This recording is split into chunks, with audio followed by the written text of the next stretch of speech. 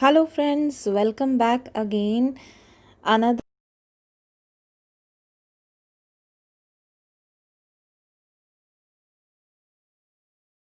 मैं आपको श्योरिटी दे सकती हूँ कि ये सारे क्वेश्चंस बहुत ही ज़्यादा आपके लिए हेल्पफुल होने वाले हैं। लेकिन जिस तरह से मैं आपसे बात करते जितना जैसे मैं बोलती हूँ, अगर उसमें आपको कुछ प्रॉब्लम आ रही है, प्लीज़ उसको अवॉइड करके जितना मैं आपको बता रही हूँ उस पर ध्यान दीजिए। जितना मैं आपके साथ ये क्वेश्चंस डिस्कस कर रही हूँ उतना ध्यान दीजिए प्लीज़। मैं चाहती हूँ आप लोगों को पूरी तरह से फ़ायदा हो। जितना हो सके मैं आपको अच्छे और नए और सही प्रीवियस क्वेश्चंस देने की कोशिश कर रही हूँ ताकि आपको पूरी तरह से आइडिया मिल सके। Okay friends, let's start with another 10 questions for today. Let's begin. The first question is, which of the following work by Henry Fielding begins as a parody of Samuel Richardson's Pamela? Okay so इस question का सही जवाब होगा D, Joseph Andrews. इस question का meaning ये है कि ये जो है हेनरी फील्डिंग ने किस से इंस्पायर होके, मतलब अब कौन सा ऐसा वर्क है जिसमें उसने इंस्पिरेशन ली है, किस से? सैमुअल रिचर्डसन के पैमेला से। ठीक है, ये पैमेला ये सैमुअल रिचर्डसन का एक वर्क है। ठीक है, उसी से इंस्पायर होके इन्होंने जोसेफ एंड्रयूस बनाया और ये कौन से ईयर में? 1742 में। ठीक है, इसके और भी कैरेक्टर्स हैं जिसमें जोसेफ के फ्रेंड होते हैं अब्राहम एडम्स। ठीक है, जोसेफ का मतलब जो मेन कैरेक्टर मैं आपको बोल रही हूँ, जोसेफ और उसका फ्रेंड होता है अब्राहम एडम्स। ठीक है, तो ये एक्चुअली ये स्टोरी किस लिए, मतलब किसके लिए है? The history of Henry fielding and his friend Abraham Adam. तो आप समझ सकते हैं कि इस स्टोरी में हेनरी फील्डिंग ने अपने बारे में भी बताया है। Okay, so moving on to the next question, which of the following statement is correct? इसमें से आपको बताना है कौन सा स्टेटमेंट बिल्कुल करेक्ट है। यहाँ लैंग्वेज के बारे में लाइंस दी गई है, हर एक लाइन। तो इसमें से सबसे बेस्ट लाइन कौन सी है? Language is the language system and parallel के बारे में भी दिया हुआ है। Parallel the individual usage. ठीक है, पैरल को इंडिविजुअली उसका यूज़ है। Language a language system. ठीक है, तो इसका मतलब आप समझ ही गए होंगे कि मैं कौन सा ऑप्शन बोलने वाली हूँ। Option A. Fine, next, moving on to the next question, of the 5 conditions of the sublime according to Longinus, the most important condition is। मैं आपको लैंगिनस के बारे में बता दूं सबसे पहले। लॉन्गिनस एक मतलब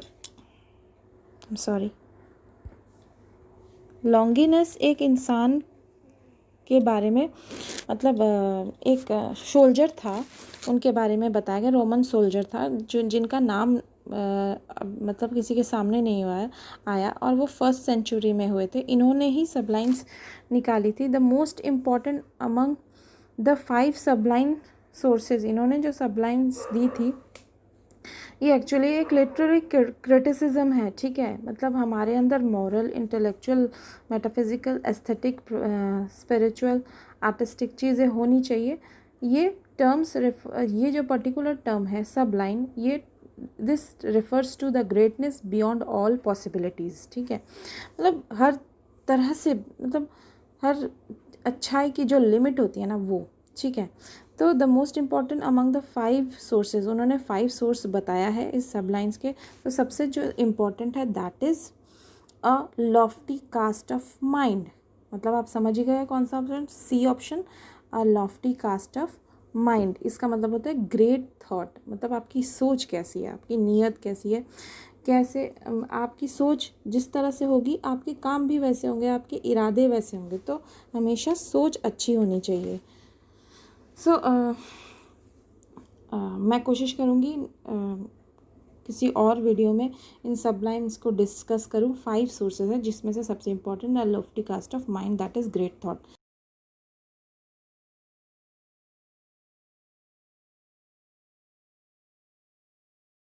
यहाँ पे अनक्रोनोलॉजिकल ऑर्डर में दिया गया है what is the correct chronological order of the publication of the following. NET के क्वेश्चंस में क्रोनोलॉजिकल ऑर्डर बहुत आते हैं, मैं आपको बता दूँ उसमें मतलब 4-5 क्वेश्चंस तो पक्का है क्रोनोलॉजिकल ऑर्डर के, ठीक है, 4-5 क्या उससे ज़्यादा ही इनफैक्ट, ठीक है।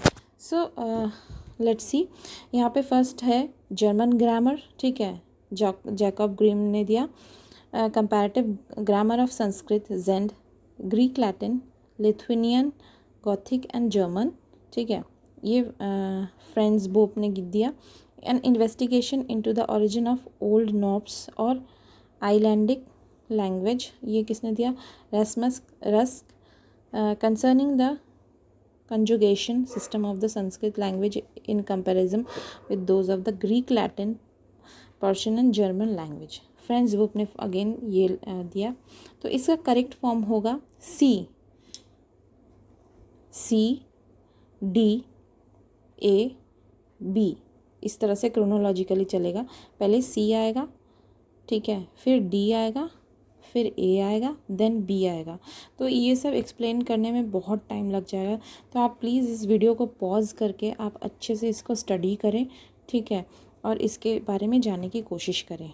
It is just an idea how the exams come. Okay, next question, moving on to the next question. The following is the list of key critical terms, ठीक है, which is the right chronological order of their formulation, ठीक है। So it is a list एक दिया है कि हर मतलब language के बारे में ही है कि किस टाइप से का क्रोनोलॉजिकल ऑर्डर होना चाहिए। तो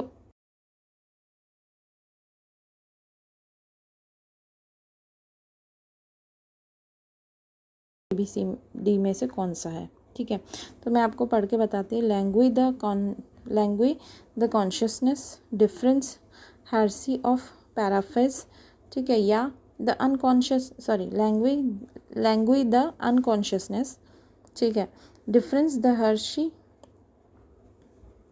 ऑफ पैराफ्रेज, या the unconsciousness language heresy of paraphrase difference, ठीक है, या डिफरेंस पहले करना चाहिए, फिर language heresy of paraphrase the unconsciousness, या language difference the unconsciousness heresy of paraphrase. तो इसमें से बेस्ट ऑप्शन कौन सा होगा, ए नहीं होगा, इट वुड बी बी।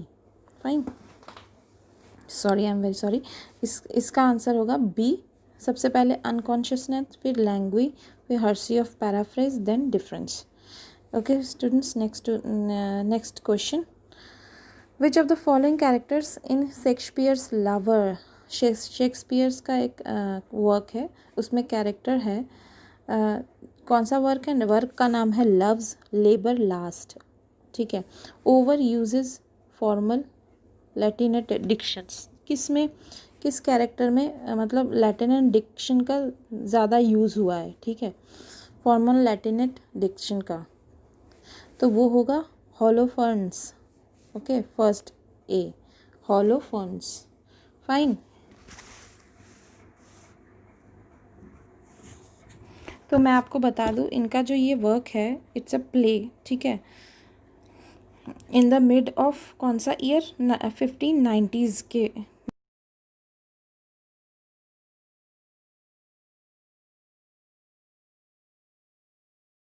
होलोफर्न्स, ठीक है, होलोफर्न्स ऐसा कैरेक्टर है जिसमें बार बार लैटिनेट डिक्शन का यूज़ हुआ था। उसके अलावा Costard, Berowne, Boyet, princess France, ठीक है, these are some more characters. Next question, which one of the following has 2 heroes with the same name, ठीक है, इसमें से कौन सा ऐसा मतलब काम है, कौन सा ऐसा वर्क है जिसमें 2 हीरो थे और उनका नाम सेम था। सो दैट इज़ डी, आर्मेडल, ठीक है। So it is a novel bye Vicky Collins, ठीक है। विकी कॉलिन्स के द्वारा ये एक नावल है जिसमें दो हीरोज़ होते हैं जिनके सिमिलर नेम्स होते हैं। ये जो वर्क है इनका, विकी कॉलिन्स का, ये पब्लिश हुआ था 1866 में, ठीक है। इन्होंने किसे डेडिकेट किया है? जॉन फॉस्टर को। एंड इनकी सबसे लॉन्गेस्ट नावल है कॉलिन की सबसे लॉन्गेस्ट नावल है ये। Okay, next question is which of the following plays by T.S. Eliot is in the correct chronological order of publication, ठीक है। तो T.S. Eliot के जो वर्क है इसमें मतलब 1 2 3 4 वर्क्स दे रखे हैं जो सबसे पहले है, मतलब सबसे पहले पब्लिश हुआ, उसके हिसाब से आपको क्रोनोलॉजिकल ऑर्डर में देना है। तो सबसे करेक्ट जो है वो ए ऑप्शन है, that is murder in cathedral, second the family reunion, third the cocktail party and the fourth is the confidential clerk. So these all are the work of T.S. Eliot. Clear everybody? Moving on to the next question.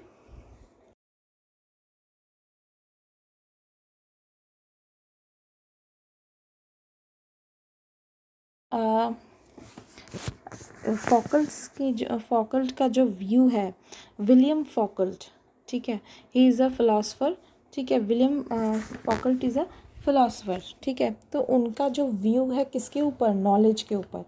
वो हम इसमें ये पूछा है कि इसमें सबसे उनका दिया गया कौन सा सबसे करेक्ट व्यू है, ठीक है। तो that is the C option, means knowledge is not pure or neutral but is always from a point of view, ठीक है। So this is the correct view that Foucault has given. Foucault is a philosopher. Fine, William Foucault. So moving on to the next question and the last question of this video. Okay, so what is that? Which of the following periods of English literature is also called Puritan interregnum, ठीक है। सो I am sorry, pause के लिए आई am very sorry. Puritan interregnum को एक और मतलब which period में, विच of the following period of English literature is called the puritan interregnum, ठीक है। So the correct answer is the Commonwealth period, ठीक है। This is the correct answer. और इसके बारे में मैं आपको थोड़ा सा बताती हूँ कि एक्चुअली ये प्योरिटन इंटररेग्नम है क्या। Puritans were the people or the Protestant who wants to bring more change in Church of England and Roman Catholic Church. They thought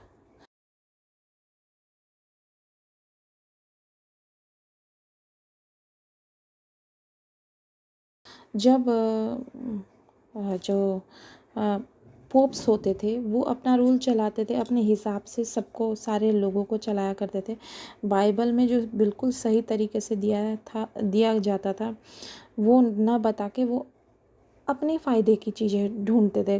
तो उसको प्रोटेस्ट किया था, शुरुआत में बहुत लोगों ने प्रोटेस्ट किया था। देन प्रोटेस्ट करने के बाद बहुत कुछ चेंजेस आए, लेकिन इन प्यूरिटन्स का कहना था कि रोमन कैथोलिक चर्च में और भी बहुत सारे चेंजेस आने चाहिए, ठीक है।